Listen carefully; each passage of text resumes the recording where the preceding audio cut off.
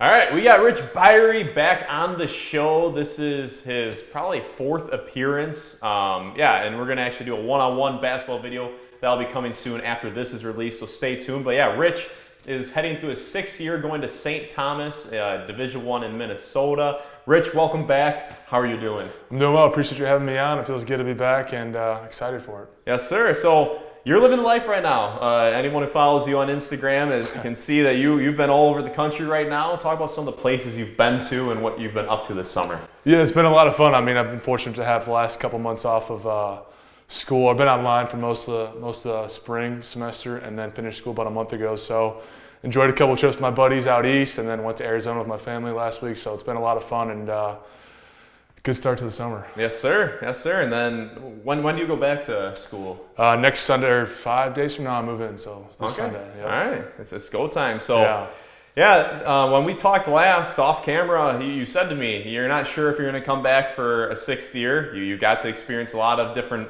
levels in college basketball, a lot of different experiences, but ultimately you are playing again for your sixth year. What went into this decision? Before we talk about why St. Thomas, why did you come back for a sixth year? That's a good question. Honestly, last year there were a lot of uncertainties.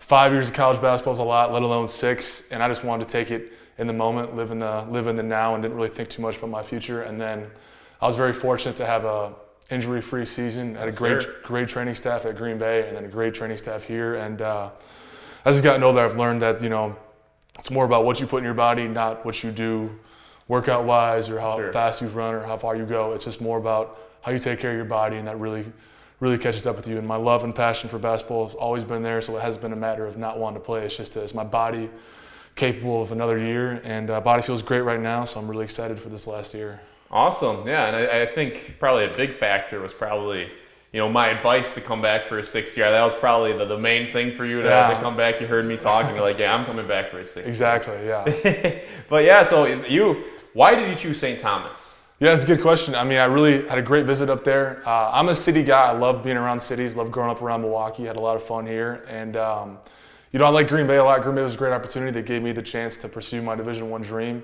in my home state, let alone. But on my visit, the coaching staff made me feel like home. There's a positional need for the position I play. And I think it's just a great fit on and off the court. Not to mention they have a great business and master's program that I'll be in. And all around, just a really good fit.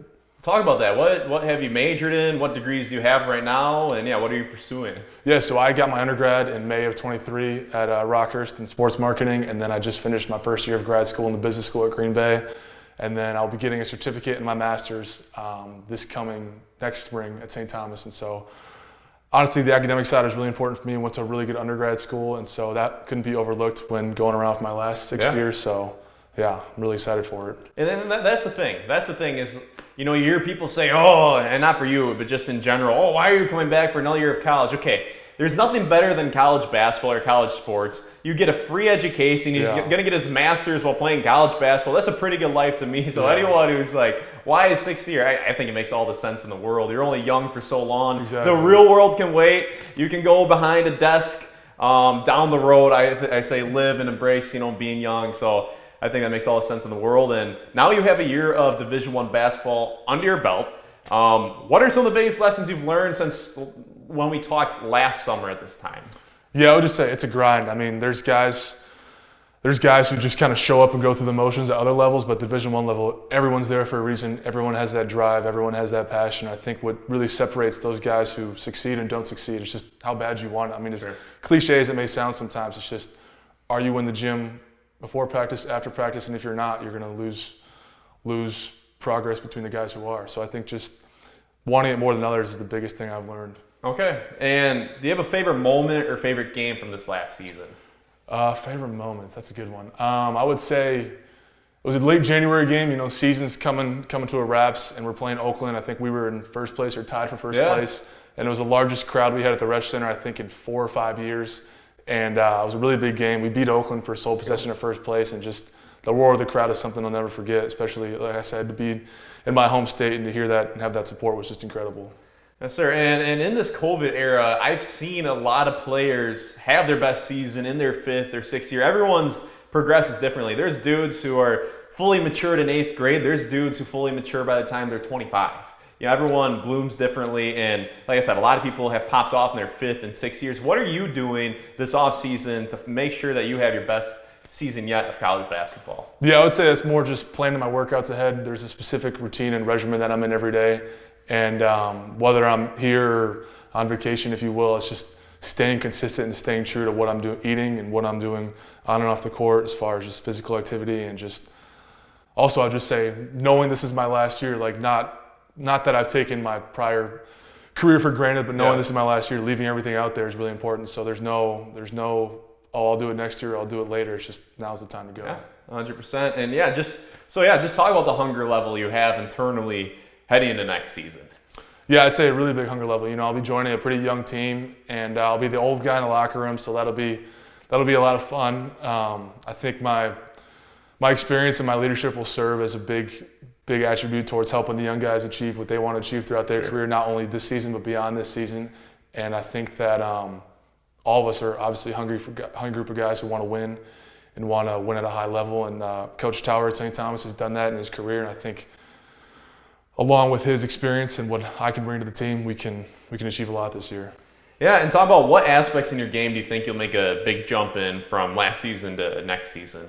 I think going to the Summit League, it's pretty similar to the Horizon League. We had a scrimmage with the team from the Summit League last year, and to be able to play and see the speed of what those guys play with, there's obviously a lot of things I can improve on, whether that be ball handling, rebounding, and just embracing the physicality of day in and day out, playing against guys sometimes bigger than me, sometimes a little quicker. So I think just consistency is everything, how you train, how you watch film, how you handle a loss, handle a win. So I would just say every day just being prepared, more prepared than everybody else is kind of the mentality I've embraced. Sure, and just take us through a day in the life, a standard day in the life when you're not traveling. Well, what's it looking like?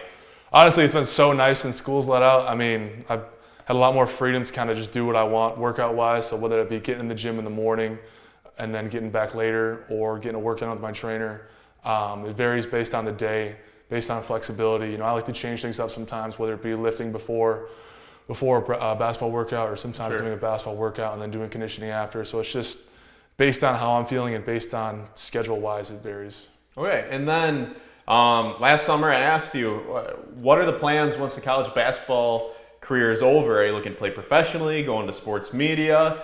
What's next for you after this season? That's a really good question. I mean, my dream and everything has been to pursue sports media at some point. Obviously not getting any younger. I'll be 24 here pretty soon. So like I said, got to reflect and see how my body feels after the season. Playing professionally is definitely something I would pursue, depending how the season goes, depending how my body feels, and I'll just have to kind of play it by ear.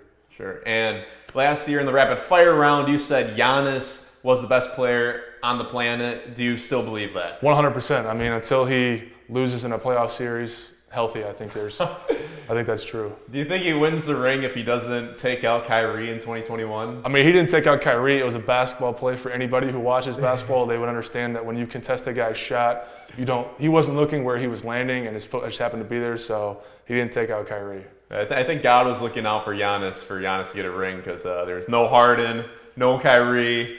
It worked out pretty well, and KD still almost single-handedly won it. But I'll ask you this. Give me your top 5 players in the world right now. If Giannis is number 1, who's 2, 3, 4, and 5? Honestly, the crazy thing is, and I've seen this just throughout my career, is the international presence in America now has gotten I mean, I think it's a great thing, but I'd say the top 5 players in the world are probably all not from America. I'd say probably Giannis, Jokic, Embiid, Luka, and Shea are the top 5. In my opinion, obviously it varies based on year to year, but those are my top 5. What's the order there? I had Giannis 1, Jokic 2, okay. Embiid 3, Luka 4, and then Shea 5. Okay. And then, those are all the regular questions I got for Rich. Let's move to the rapid fire round. Rich's experience. This is like his 20th rapid fire round, so I had to get creative with the questions. Let's go. Toughest sports loss you've experienced as a player?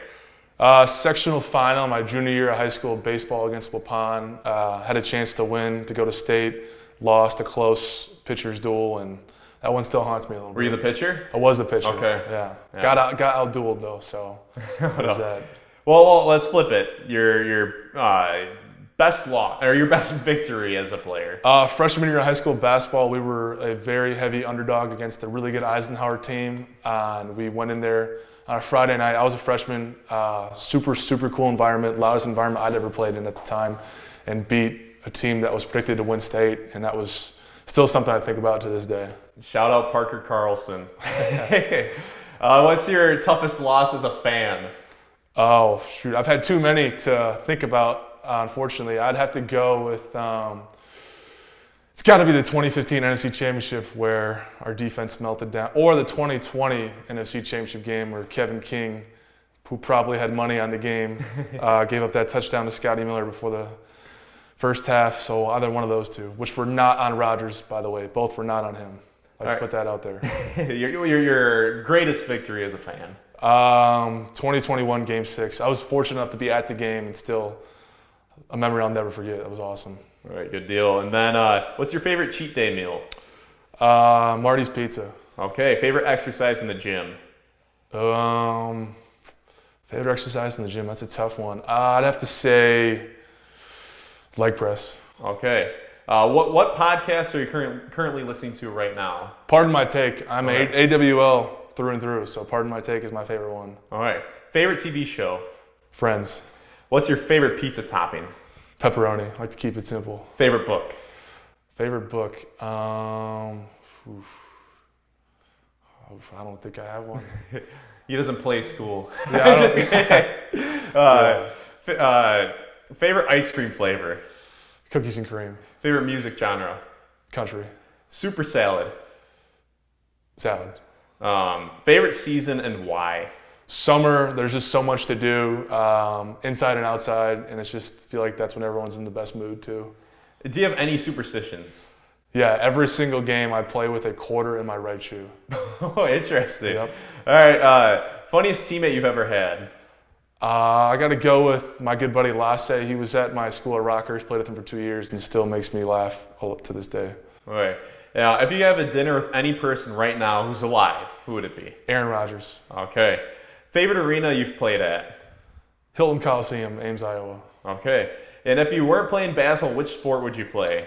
Baseball. Baseball or football. I'd like to think in another life I could be a pretty good quarterback. More of a Ben Roethlisberger hybrid type of QB. Probably one of the tallest QBs of all time. Yeah. All right. Text or phone call? Ooh, phone call. Trump or Biden? I'm just kidding. I'm just kidding. Don't answer that. All right, I'll cut that out. All right, that's all we got. That's all we got. This is Rich Byhre. Make sure to follow him on the socials and to stay tuned. I think big things are coming his way. Rich, thank you very much, Appreciate sir. it, Mac.